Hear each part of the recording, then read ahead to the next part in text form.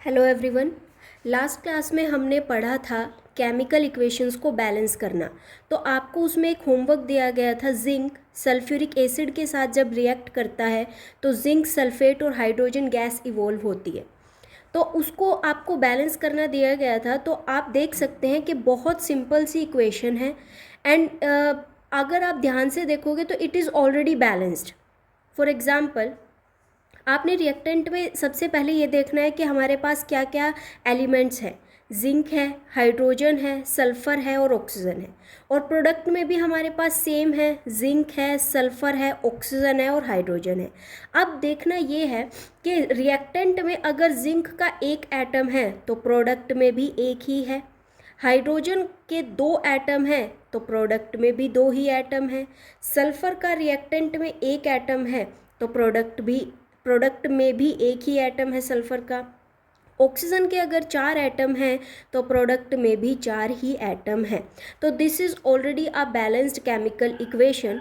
उसके बाद आपके पास जैसे जो भी बुक्स हैं या फिर कोई भी नोट्स वगैरह हैं उसमें आपके पास इक्वेशंस हैं तो आप उनसे प्रैक्टिस करेंगे। अगर कोई प्रॉब्लम है तो you can leave a comment और मैं आपकी इक्वेशन को सॉल्व करने की ज़रूर ट्राई करूँगी और आपको ज़रूर रिप्लाई दूँगी। उसके बाद आते हैं हमारे पास टाइप्स ऑफ केमिकल रिएक्शंस। देखो बहुत सारे केमिकल रिएक्शंस के टाइप्स होते हैं हमारे पास, उनमें से आज हम सिर्फ 2 ही पढ़ रहे हैं। First is combination reaction and second is decomposition reaction. देखो कम्बिनेशन जैसे नाम से भी दिख रहा है, यानी कंबाइन होना, जुड़ना, यानी कि किन्हीं भी 2 एटम्स का या किन्हीं भी 2 एलिमेंट का रिएक्ट करना, जुड़ना, जुड़ के सिर्फ एक प्रोडक्ट देना, उसे ही हम कम्बिनेशन रिएक्शन बोलते हैं। जैसे ये जस्ट एक एग्जांपल के रूप में कि मान लो हमारे पास ए कोई रिएक्टेंट है, उसके साथ हमने बी के साथ रिएक्ट कराया उस ए को, तो उन दोनों ने मिलके ए बी प्रोडक्ट हमें दिया। एग्जांपल हम वही अगेन सिंपल सा लेंगे अपना, हाइड्रोजन और ऑक्सीजन 2 अलग अलग एलिमेंट हैं, रिएक्ट करेंगे तो वाटर फॉर्म करेगा। अब हमें ये भी देखना होता है कि क्या ये बैलेंस है, बैलेंस देखना है हमें। यहाँ देखो हाइड्रोजन के 2 हैं, यहाँ भी 2 हैं, ऑक्सीजन के 2 हैं, यहाँ 1 है, तो हमें इसे बैलेंस करना पड़ेगा। इसके लिए मैंने 2 से मल्टीप्लाई किया इसको। तो यहाँ ऑक्सीजन के तो 2 हो गए, लेकिन हाइड्रोजन के कितने हुए, 4 हो गए। तो यहाँ भी मुझे हाइड्रोजन के 4 करने पड़ेंगे, 2 दूनी 4। तो ये हमारी एक बैलेंस्ड केमिकल इक्वेशन हो गई। नेक्स्ट एक और एग्जाम्पल ले लेते हैं हम। कैल्शियम Ca से इसे डिनोट करते हैं, क्लोरीन Cl2।